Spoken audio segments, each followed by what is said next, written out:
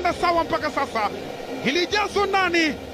Jaribio ambalo limekwenda moja kwa moja ndani ya net. Call it, call it, call it.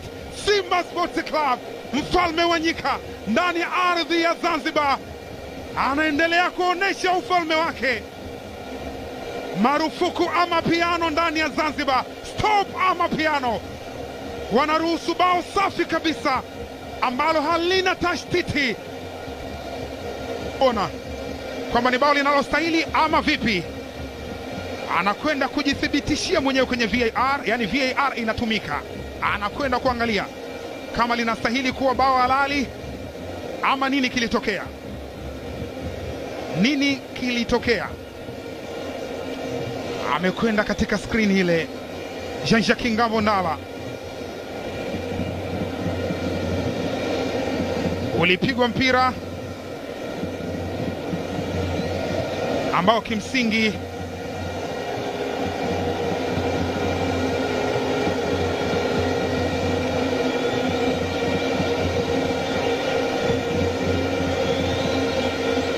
ilionekana Kibu Denis kama anauingilia mchezo.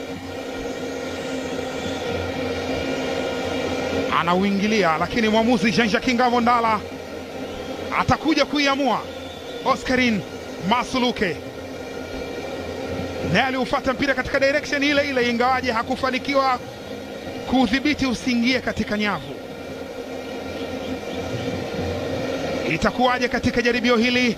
Jean-Jacques Ngambo Ndala anasubiriwa yeye kuamua. Moja ya matukio ambayo yalileta utata sana kwa Jean-Jacques Ngambo Ndala, wastani wa misimu miwili iliyopita ya Ligi ya Mabingwa Afrika hatua ya robo finali, Raja Casablanca akiwa anacheza na Ahli pale Cairo, alitoa maamuzi ambayo yalileta utata kwelikweli baada ya kurudi katika screen ya VAR.